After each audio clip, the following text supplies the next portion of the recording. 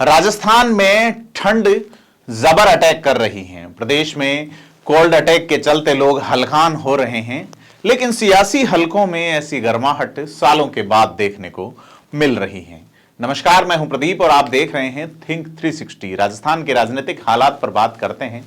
एक तरफ खांटी कांग्रेस नेता और राजस्थान के मुख्यमंत्री अशोक गहलोत को पहली बार अपने ही दल में कोई सवा शेर वाले अंदाज में चुनौती देकर तनाव दे रहा है। यह तनाव पिछले 2-3 सालों से तो बदस्तूर जारी है। हालांकि इस बार मुख्यमंत्री की कुर्सी पर बैठते ही यह तनाव उनके राइवल सचिन पायलट ने देना शुरू कर दिया था। अशोक गहलोत को तनाव देने में जुटे पूर्व केंद्रीय मंत्री समेत कांग्रेस में कई पदों पर रह चुके सूबे के पूर्व उप मुख्यमंत्री और पूर्व प्रदेश अध्यक्ष सचिन पायलट अब आर पार की मुद्रा में हैं। ठीक वैसे ही जैसे किसी के सब्र का इम्तिहान पूरा हो चुका हो। गहलोत को छकाने और कांग्रेस हाईकमान को जताने के लिए पहले चरण में सचिन पायलट ने उन इलाकों को चुना है जो न तो उनकी जाति यानी यूजर बहुल हैं और न ही उन इलाकों से सचिन पायलट ने कभी चुनाव ही लड़े हैं।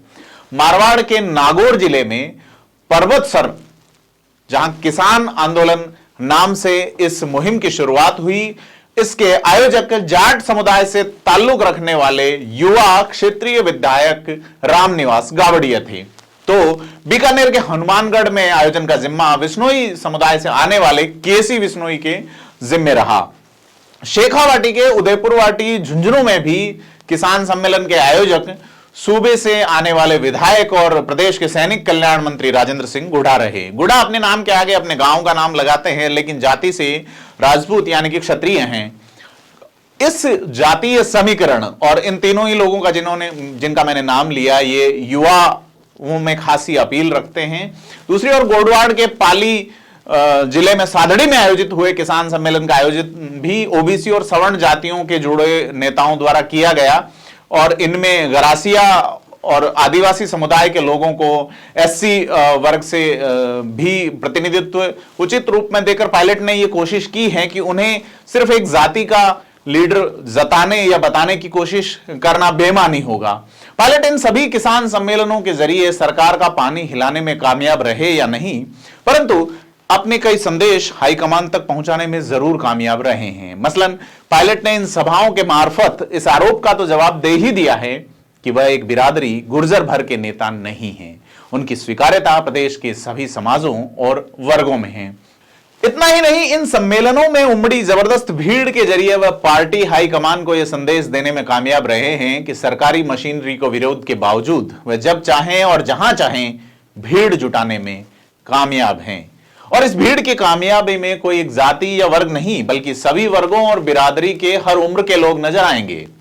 तो सवाल उठता है कि क्या यह भीड़ और सम्मेलन हाईकमान को अंतिम संदेश देने के लिए हैं? जवाब हां में भी है और ना में भी। हां इसलिए क्योंकि टाइमलाइन कांग्रेस हाईकमान के सूत्रों द्वारा अक्सर दिए जाने वाले समय से कहीं आगे जा चुकी है, और नहीं इसलिए क्योंकि पायलट सभाओं में गहलोत पर बिना नाम लिए कटाक्ष कर रहे हैं। पायलट अपने पार्टी नेताओं का भी लगातार सम्मान कर रहे हैं। सोनिया गांधी, राहुल गांधी का नाम ले रहे हैं। वो बीजेपी की मोदी सरकार को लगातार घेर रहे हैं। यही नहीं, सूबे के सीएम अशोक गहलोत मानेसर पड़ाव के पीछे बीजेपी की मिलीभगत का आरोप सचिन पायलट पर जड़ चुके हैं। इन आरोपों से इतर सचिन पायलट केंद्र की बीजेपी सरकार पर भी ज्यादा आक्रामक है। 5 साल तक विपक्ष में मेहनत करके कांग्रेस को 21 से 100 तक के आंकड़े में लाने वाले सचिन पायलट 4 साल पहले हुए चुनाव में कामयाब रहे थे। पायलट ने महाराजा कॉलेज छात्र संघ के उद्घाटन में भी इशारों में अशोक गहलोत को निशाने पर लेकर यह इरादा स्पष्ट कर दिया है कि अब वह न तो ज्यादा सुनने के मूड में है और न ही चुप्पी साधे रखने के। उन्होंने यह इशारा किया है कि अपनी मेहनत से वह पहले की तरह कांग्रेस को भी मजबूत कर सकते हैं, तो अपने समर्थकों के बूते, अपने डकावे को और भी मजबूत कर सकते हैं। सीधी सट्ट बात यह है कि अब तक समय गहलोत की मुट्ठी में था और अब वक्त की चाल पायलट के हाथों में है कि वो कौन सा फैसला लेते हैं। पहले वे एक आदर्श नेता के रूप में सुन रहे थे, अब आक्रामक नेता के रूप में जवाबी हमले की तैयारी में हैं, यानी आर पार के मूड में नजर आ रहे हैं सचिन पायलट। लेकिन लाख टके का सवाल यही है, क्या भीड़ के बूते अशोक गहलोत की सियासी जादूगरी चालों से निपट पाएंगे सचिन पायलट? आप इस पर क्या सोचते हैं, हमें कमेंट बॉक्स में जरूर बताएं। तब तक देखते रहिए थिंक 360।